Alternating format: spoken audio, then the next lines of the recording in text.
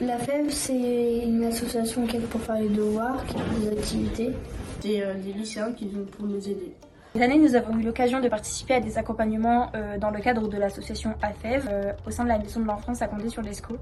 On a découvert la FEV sur une des réunions du réseau des acteurs jeunesse du Valenciennois et on a confié le projet à une éducatrice, à Noah. On a fait ce partenariat avec la FEV qui a très bien marché auprès de nos jeunes.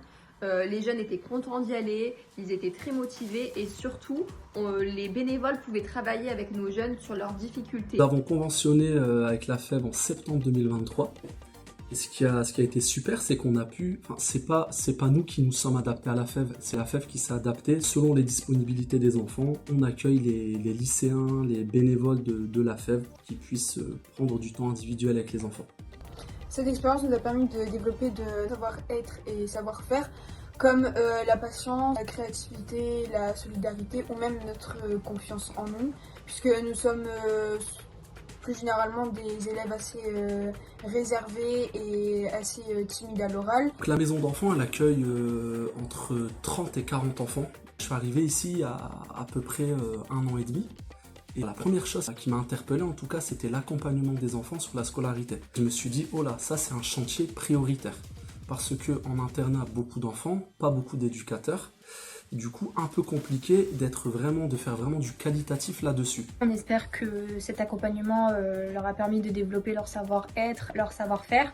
On espère aussi que les activités qu'on a proposées leur ont plu et que notre présence n'était pas dérangeante et que ça leur a servi au sein de leur scolarité et même au sein de leur vie de prendre confiance en eux. Et si j'aurais jamais eu la FEV, je ne serais jamais débrouillé en physique chimie. En même temps, parfois, on a dit de voir qu'on ne comprend pas. Et c'est que parfois, le foyer, ils peuvent pas nous expliquer, comme la FEV. Et du coup, c'est ce qui est bien de la FEV. Ce qu'on apprécie aussi avec la FEV, c'est que les bénévoles ne se contentent pas de travailler les devoirs.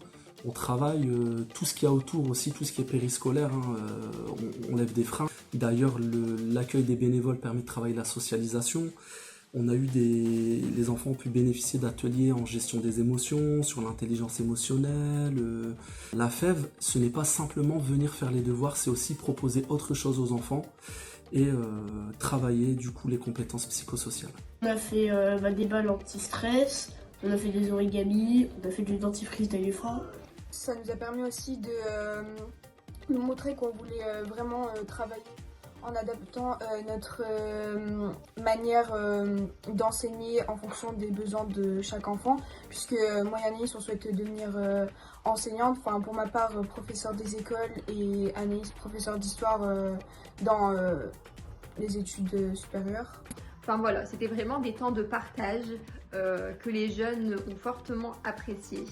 Et c'est un soutien et pour l'équipe éducative et également pour nos jeunes qui ont besoin vraiment aussi de s'ouvrir vers le monde extérieur.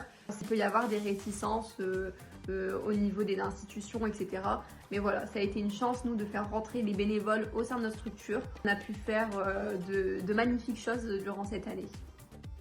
Du coup, on espère vraiment poursuivre le partenariat avec la FEV pour la rentrée scolaire 2024 et donc l'année 2024-2025 parce que c'est vraiment une bouffée d'air pour les enfants. Et aujourd'hui, on en mesure les résultats au travers le comportement des enfants dans les établissements scolaires, mais aussi les résultats. Voilà. Merci à la FEV. Voilà. Merci pour cette aventure.